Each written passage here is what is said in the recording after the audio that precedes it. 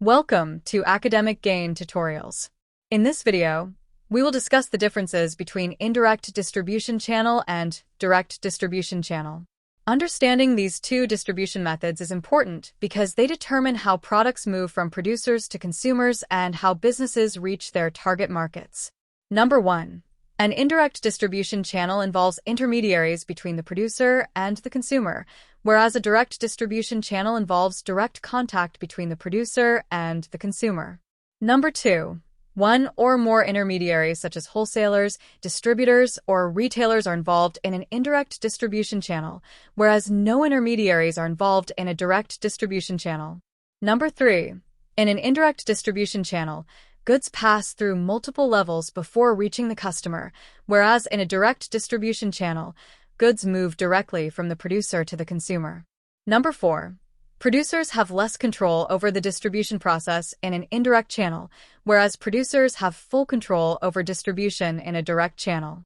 Number 5. The cost of distribution is generally higher in an indirect channel due to intermediary commissions and margins, whereas the cost is usually lower in a direct channel because there are no intermediary charges. Number 6. Producers often earn lower profit margins in an indirect distribution channel, whereas they can earn higher profit margins in a direct distribution channel. Number 7. Indirect distribution provides less control over product pricing because intermediaries may add markups, whereas direct distribution gives producers full control over pricing decisions. Number 8. Customer interaction is limited in an indirect distribution channel, whereas direct distribution allows direct and personal communication with customers. Number 9. Indirect distribution usually provides wider market coverage through a network of intermediaries, whereas direct distribution generally has more limited market coverage. Number 10.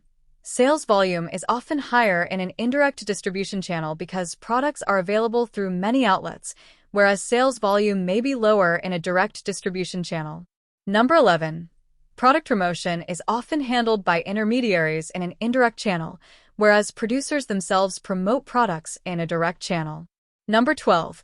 Customer feedback is slower and indirect in an indirect distribution channel, whereas feedback is faster and more direct in a direct distribution channel. Number 13.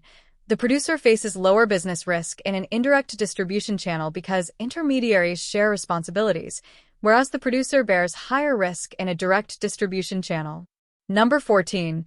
Indirect distribution is generally less efficient in terms of coordination and communication, whereas direct distribution is often faster and more efficient. Number 15. Examples of indirect distribution channels include agents, wholesalers, distributors, and retailers, whereas examples of direct distribution channels include company-owned stores, online stores, direct sales, and door-to-door sales.